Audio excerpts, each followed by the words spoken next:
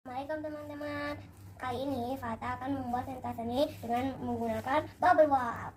Nah, hutan Kota Bekasi. Yuk kita mulai.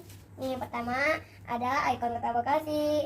Terus ada stick es krim, ada bubble wrap, ada kertas HVS, ada pewarna makanan warna coklat dan warna hijau. Ini ada juga ada kertas HVS sama gelas.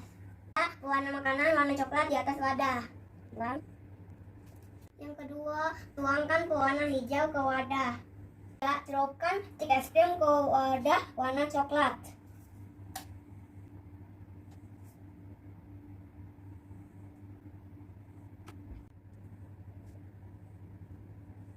Yang jadi, masukkan bubble wrap ke warna makanan warna hijau.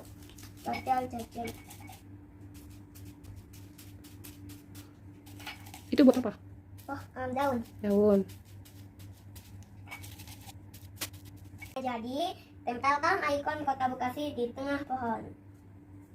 Hutan Kota Fata sudah jadi. Bagus kan? Dadah.